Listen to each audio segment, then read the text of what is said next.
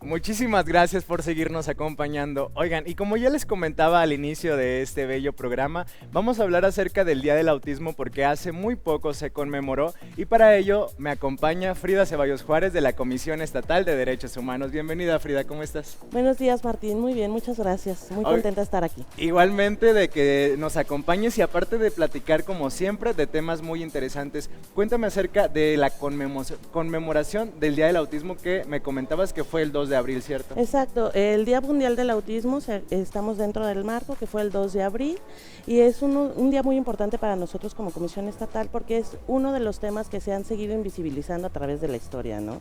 Entonces eso es un tema muy importante que nosotros estamos trabajando actualmente para que haya una mayor visibilización de las violaciones a derechos humanos que se ejercen en contra de esta población. Exactamente, y es que justo cuando leí el tema que nos iba a tocar platicar, yo pensaba en cómo hace no mucho tiempo todavía la gente no estaba consciente y hasta la fecha, y entonces decían, no, es que está enfermito, o está loquito, o no se acerquen, incluso violaciones como no tener acceso a una educación, o no tener acceso a la recreación, entretenimiento, ¿no? Sobre todo de las infancias. Cuéntame un poquito acerca de qué tiene que ver los derechos humanos con el autismo. Claro que sí, Martín. De hecho, acabas de tocar un tema muy importante que son las narrativas capacitistas. ¿Qué son las narrativas capacitistas? Todas estas frases o todos estos discursos que seguimos replicando, como tú ya lo mencionabas, de este enfermito, el loquito. Es importante mencionar que el trastorno de espectro autista no es una enfermedad, es una condición que les acompaña toda la vida y que lamentablemente en la actualidad no se diagnostica en tiempo y forma. Se recomendaría que fuera en la primera infancia que se diagnosticara, sin embargo tenemos actualmente adolescentes y adultos que no han sido diagnosticados y que evidentemente se rezagan socialmente porque siguen estos estigmas y esta no sensibilización en el tema del trastorno del espectro autista. Entonces, como tú lo comentas, existen violaciones no solamente en el ámbito educativo, sino en el laboral y en los momentos de esparcimiento que tienen estas personas a nivel social. Y justamente acerca de estas violaciones y de estos atropellos a sus derechos humanos, ¿cuáles son los casos más comunes que se dan con las personas que pertenecen al espectro autista? Fíjate que uno de los más importantes es la inclusión dentro del sistema educativo. Cuando hablamos del espectro autista, pues hablamos, como lo dice la palabra, que es un espectro. Si hablamos de que tienen signos y síntomas que los conforman en un diagnóstico, cada uno de las personas que se diagnostican con espectro autista pues tienen signos y síntomas totalmente diferentes.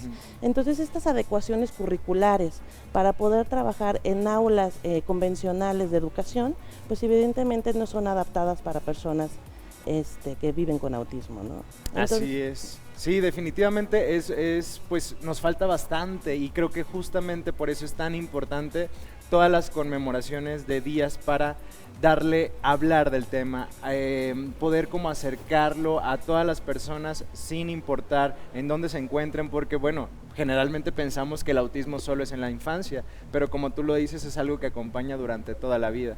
Y esa es otra parte que seguimos sin visibilizar, ¿no? Siempre hablamos como de las infancias que viven con autismo, pero tendríamos que hablar de todo el ciclo de vida de las personas que están diagnosticadas con el espectro autista. Claro que sí. Oye, Frida, y hablando de lo que puede ayudarnos la Comisión Estatal de Derechos Humanos frente a estos atropellos, ¿cómo podemos acercarnos? Sí, mira, la Comisión Estatal de Derechos Humanos tiene sus oficinas en Mariano Otero 685, Colonia Tequisquiapan. Hay guardia 24/7 y tenemos los teléfonos 198-5000. También nos pueden contactar por nuestras redes sociales, que es Comisión Estatal de Derechos Humanos, y sobre todo el reconocer que han sido sujetos de violencias, ¿no? Así es, y bueno, para que sigamos hablando más sobre el tema que pues es necesario y que aparte tiene unos días que se conmemoró y que es necesario expandir el tema, ¿qué te parece si vamos a una pequeña pausa y ahorita regresamos para hablar acerca del Día del Autismo? Gracias. Muchas gracias por seguirnos acompañando. Ya ven, no duró nada esta pausa. Y bueno, seguimos hablando acerca del Día del Autismo con Frida Ceballos Juárez, de la Comisión Estatal de Derechos Humanos. Y yo te quiero preguntar, Frida, a las personas que pertenecen al al espectro autista, ¿son consideradas un grupo vulnerable?